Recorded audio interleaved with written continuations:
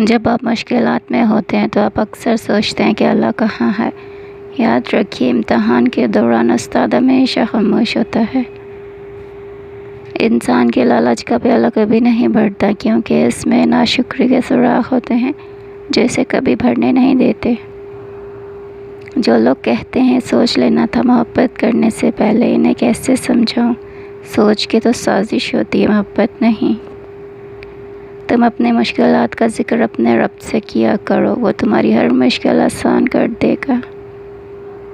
اگر اللہ تمہیں وہاں تک لے کر گیا جہاں تم جانا چاہتے تھے، تو یقین رکھو بہتر ہوگی ہر وہ جگہ جہاں وہ تمہیں اپنی مرضی سے لے کے جائے گا۔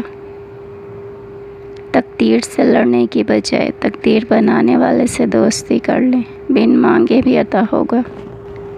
زمین کی وکالت نہیں چلتی جب فیصلے آسمان سے اترتے ہیں۔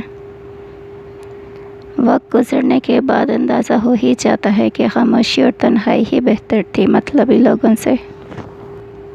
مسئلہ یہ بھی تو ہے دنیا کا، کوئی اچھا ہے تو کیوں اچھا ہے؟ میری تحریر کو دعا اور داد دینے والے سن تو لے، میرے اس ہنر کے قدم کتنے حادثوں پہ پڑے ہیں۔ رتبہ تو خاموشیوں کا ہوتا ہے، الفاظ تو بدل جاتے ہیں لوگ دیکھ کر، راستے کہیں نہیں جاتے، لوگ بھٹک جاتے ہیں۔ آپ مخلص رہیں یہی کافی ہے، اجر تو اللہ دے گا۔ خاک نشینوں کی محبت میں احساس اکثر سچے ہوتے ہیں، نصیب اور مقدر صبر سے ملتا ہے۔ ادب کا دروازہ اتنا چھوٹا اور تنگ ہوتا ہے کہ اس میں داخل ہونے کے لیے پہلے سر کو جھکانا پڑتا ہے۔ خوبصورت لوگ لازم نہیں کہ اچھے ہوں، لیکن اچھے لوگ ہمیشہ خوبصورت ہوتے ہیں۔